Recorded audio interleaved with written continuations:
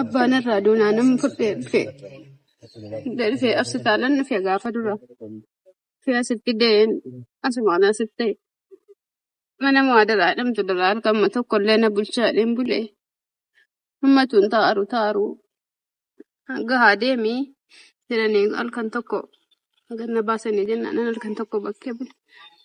Eessa bulte? Namni dhufee naa kadhatee baranduma isaaniin bule. Barandaa eenyu? Barandaa muntaa'an bule. Ishee. Achiin dhufee namni naa kadhatee jennaan nammoo ijoollee wajjin iddeen naqu dhabee ol deebi'e. Ishee.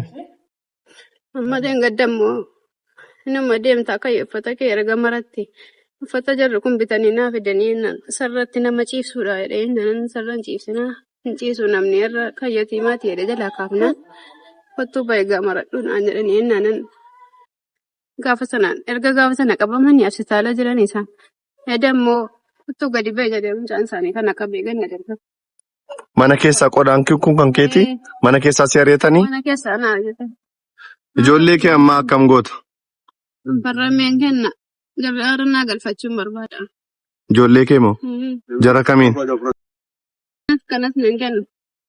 Farramtee kennuu barbaadde? Farramaan. Akkasaa, okay. Farrameen kennu.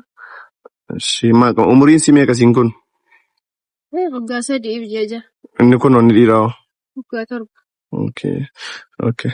ሰኪና ትባላለች። 3 ልጆች አሏት። እንግዲህ ኦሮምኛ ለማትሰሙት በአማርኛ ገጽ ለማድረግ ፈልጌ ነው። ልጆቿን እንግዲህ ከተማ ውስጥ ለምና ነበር የምታሳድገው። ባሏ ከሞተ በኋላ የምትኖርበት ቦታ እቃዋን ሰብስቦ ወደ ውጭ ያባረዋታል። አሁን ከአቅሜ በላይ ሆነዋል። እቺንና ወንዱ ልጅ ፈርሜ ለሚያሳድግ ሰው አሳልፌ መስጠት ፈልጋለሁ ስላለች ወንድም እህቶቼ ልጆቿን ፈርማችሁ ተቀብላችሁ ማሳደግ የምትችሉ ይሄንን ቪዲዮ ካያችሁ ከደረሳችሁ አግዟት ለማለት ፈልጋለሁ። ቪዲዮ ደግሞ ብዙ ሰዎች ጋር እንዲደርስልን ኮፒ ሊንክ ሼር እንድታደርጉ አደራላለሁ። እነዚህ ልጆች እንድታሳድጉ አማናላለሁ። አመሰግናለሁ።